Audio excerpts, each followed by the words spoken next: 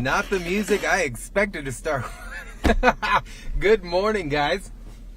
Hope everyone's having a good start to the day. It is Monday, 10:02, September 9th, and we are here live inside Results One.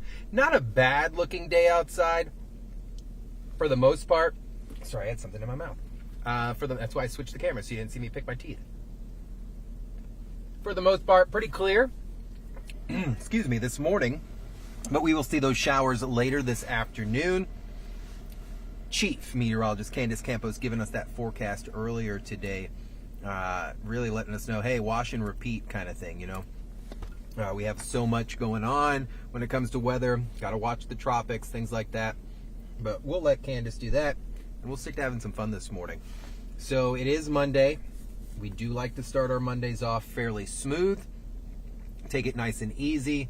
We always chat a little bit before we dive into it, but little tidbit of information for you guys. And you're going to be like, duh, Steve, you dummy. Don't take vitamins, like heavy vitamins, on an empty stomach. Especially at 3 o'clock in the morning. Because let me tell you, this morning, about 6:30 during the morning show, I got rocked. You know that icky all body feeling? Yeah, it happened to me. Sorry, let me clean this up a little bit. It happened, and man, was that a rough experience. I'm slowly getting back here. Went home, slammed a bagel real quick, and now my body's like, oh, thanks, Steve. But today, we are talking about, how do I say this without saying it? But I'm a short guy. How do we talk about short people driving in a car? How do we talk about vertically challenged individuals operating properly in their vehicle, that proper driving position? Now, a lot of you may go, wow, Steve, this is kind of common knowledge. Well, no, it's not, because you can take any day, any time of day, and if you were to drive around for a few minutes, you would quickly realize there are some people that enjoy, like, I'm just going to do it. So how often do we see this? I'm going to scoot the seat. Here we go. All the way forward, right? All the way. I'm going to keep on going because this is how some of you guys drive. I can't even breathe. Okay, there we go. All the way forward. Some of you guys really enjoy being right here. I don't know if it's like a relationship that you have with the steering wheel, that you guys have become really close friends. I don't know if it's just a false sense of security. But let's talk about this real quick. This right here, it's soft-ish, but I have seen so much, and I tell you guys, I speak from this from a very personal perspective, because I know this is my world. I have seen so many faces messed up because of how close people stay to the steering wheel, and that they would eat this for breakfast, lunch, or dinner. And if your face is impacting your steering wheel, you got a problem. You're going to break a nose. You're going to lose some teeth. Also, what's right here? This airbag. You do not want to be right up on your airbag. I want to look up a quick little fact here because I want to be pretty close on this. And airbag deployment speed. So, airbag deploys very quickly, usually within a millisecond. Often between 20 and 30 milliseconds. The exact speed at which an airbag deploys depends on the type of airbag and the severity of the crash. So if you get into a crash anywhere from 10 to 15 mile an hour, there is a good chance this is going to blast out. And keep in mind, this front part here is a cover for that airbag. I'm getting really nervous sitting this close to the steering wheel. I'm going to back up a little bit. But the airbag is a safety device that is there to protect you if you are seated in the car properly. And if you are one of these people who like to be right up on it, I'm going to tell you right now, the injury you are going to suffer is going to be from your airbag and your steering wheel and not because of the crash. And that's the scary part. It's preventable. So let's talk about this.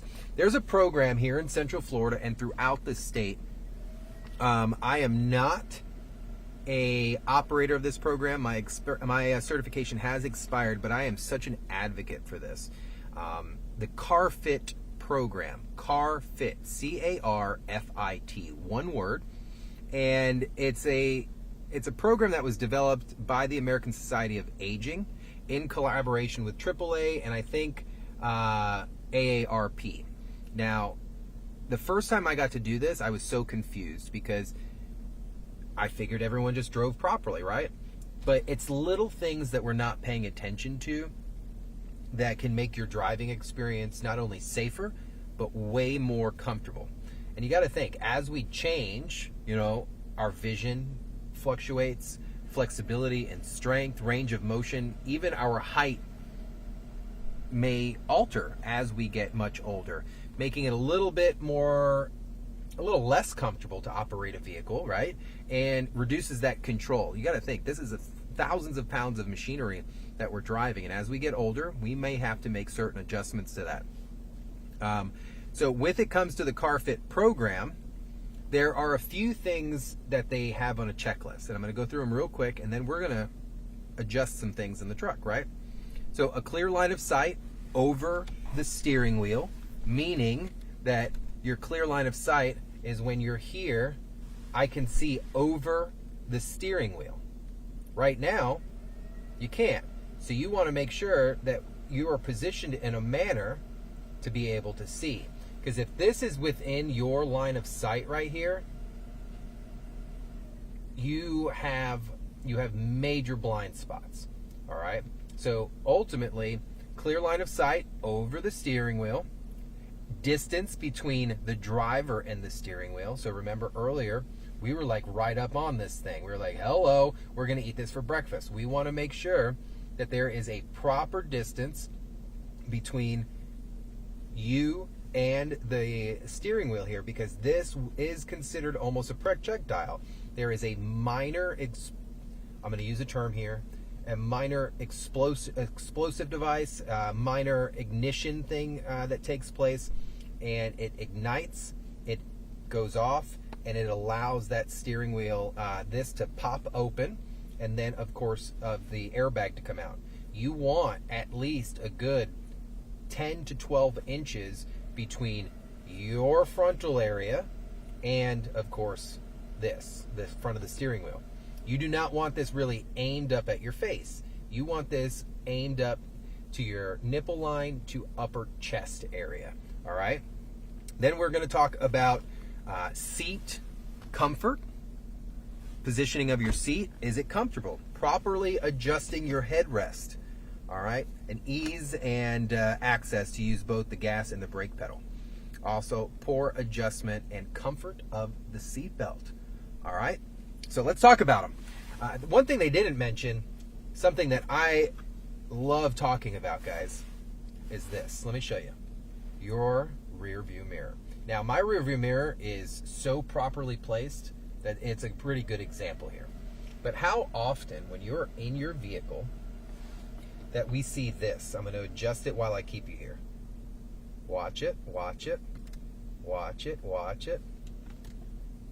So many people have so much of their vehicle present within their side view mirror. This is so improper, and you're missing the opportunity to be able to open your visual horizons. So this is what I mean. When you're sitting here, right, as the driver, and I go to look down. I look down because I'm looking at my rearview mirror. Okay, cool. But watch. Watch what happens here. If I just only show 5% of my vehicle, I cant it up a little bit to where I can at least know my car's there, but I want to barely see it. I can now see spots that normally would be blind. So just keep in mind, side view mirror adjustments, you want to see about 5% of your vehicle in the far portion of your mirror so that you're able to open up everything else. Same thing when it comes to our side view mirror over there. So the side view mirror is already set up really nice. Things look good here. If you're seeing too much of your vehicle, try to make these adjustments, because these adjustments will help out so that you can see these blind spots and you're not breaking your neck all the time. I really like being able to give that little visual there. So we did side view mirrors. clear line assignment over the steering wheel. So we talked about it. Let me show you here. So each vehicle, every vehicle, especially in today's society, has some type of adjustment knob down here underneath the steering wheel. Sometimes it's mechanical, sometimes it is electric. And that allows me to adjust my steering wheel in such a way, let me zoom back out here, sorry about that, allows me to adjust and unlock things, right? So I can move it up, I can move it down, I could push it in, or I could push it closer, see? So this plays a big role in driver safety because of the positioning. You guys want to see how awesome technology is? Look at this. I'm watching us right now over on New 6 Plus. Pretty cool stuff. So obviously I don't need this that close to me, so I'm going to push it away. We'll push it away. It's a little too far for me, and I'm going to bring it back. So I want to be able to see my instrument gauge, and the kind of rule of thumb is here, you want this kind of lined up with your dash. Okay, so if this visually is connecting with your dash, you're in a pretty good spot. If you can't see any of this stuff here, you need to adjust. And if this portion has a window underneath it, your steering wheel is too high. So you want to bring it down a little bit. I'm going to push mine in a little bit because I want that 8 to 12 inches of space here. And then what am I going to do? I'm going to lock it in. And now we're secure. Foot pedals. We talked about foot pedals a second ago. Sorry guys, I need to vacuum results 1. Obviously, listen, we are a right pedal driving society. So we are not 2 feet driving. We are right foot only. So always take this one, get it out of the way. I have seen this and it scares me to death. So you want a good slight bend in the leg. You don't want a full extension, and you don't want a 90-degree bend. You want a slight, comfortable bend in your foot seating position. This will allow you to have a comfortable place for your legs. You know, sometimes they get tired, whatnot, if you're driving for a long period of time. But again, you do not want to have to reach all the way out, and you don't want a 90-degree bend. All right? Simple stuff that we don't really think about that will help us on our day-to-day. Another big thing, headrest placement. You want this headrest at all costs, the center of the back of your head to the center, of the headrest. Believe it or not, this is for impact. Yes, it's to rest your head, but it's to stop your head from having a whip back.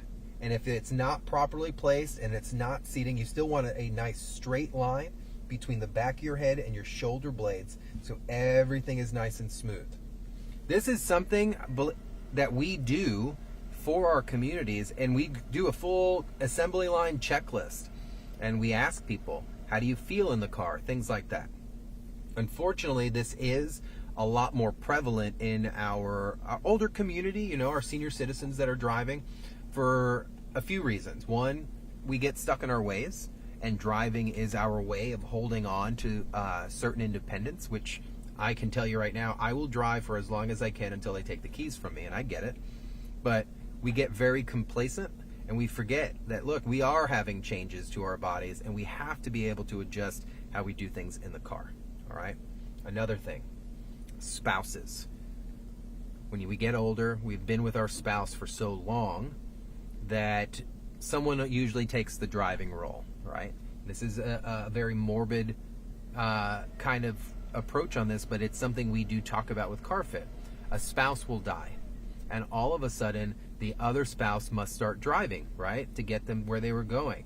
But they're driving their car that their former spouse was operating, and because of either sentimental reasons, they enjoy sitting in that seat the way that their spouse operated that car. But that's not the safe way to do it, especially if you're driving a large town car, a pretty large SUV. Heck, even the smaller cars, guys. If you're not making these adjustments, what are we seeing? We're seeing those folks that are right up on the steering wheel. So we're doing this primarily for safety, right? And seat adjustments. Seat adjusting in today's world with vehicles has gotten pretty easy. It allows the electronics there, lumbar, and all that. So when you're sitting in the car, a 90-degree sit-up is probably not the most comfortable. You're going to get tired. So you want to push it back just slightly to where it is a comfortable, relaxed seat. If you've got a great office chair, think of it like that. If you're sitting in an office chair all day and it's horrible, what's the end of your day like? Sucks. If you're driving in a nasty seated position, it's not going to be the best driving experience. So you want to make sure that where you are seating, your cockpit, this is your office, this is your domain, you want to make sure that you are at 100%. So, things to look at. What else? Proper adjustment of the seat belt. Oh man, you guys and these seat belts. So, when it comes to the seat belt here, we'll flip the camera so you can see my obnoxious face and I can see what's going on here. So, most cars these days have a seatbelt adjustment over your shoulder, and this can easily be adjusted. If I was taller, which I am not, this would go all the way up. Locks in, good to go. For me, this sits a little high on my neck here, and I'm not a big fan of that. But proper seatbelt is a complete diagonal across your body. It's not this, because what's going to happen if I do this? I'm going to move forward, okay? That's why this, you can get a ticket for that, but that's why it's supposed to go over your shoulder. Now, you want the seatbelt to do its job, but we also want to be comfortable at the same time. So for me, I'm a shorter guy, 5'8" on a good day, depending on what shoes I'm wearing. I'm going to bring this down a little bit. And what happens now? It sits completely over my left shoulder. These are adjustments that people have to make and have to be willing to make, and they're there. Adjust them. Even if you're borrowing a car, I'm being dead serious. If you're driving someone else's vehicle, you need to make these adjustments, and then they can adjust them back how they want. They may get upset, they may complain, or something to that degree, but you've got to be operating that vehicle safely. All right, so let's take a little bit of drive, and we'll talk about those things briefly here. But if you are looking for a carfit program, they have an amazing website. They have virtual workshops. I'll never forget, my mom came out and had herself fit. This was years ago, y'all. Years ago. I almost want to say this was 17, right before I got hired here at News 6, because I believe Kirsten O'Connor, former news anchor of our morning show, came out to do a story on that, and that's when she met my mom, because we were fitting my mom in her car. And even she had some adjustments. The thing is, driving comes with such an ego, such a passion, such a sense of independence, that we're really sometimes not very keen on listening to people tell them, well, you're not in your car right. Well, what do you mean I'm not in my car right? You need to be able to, yep, wrong shot there, sorry about that. You need to be able to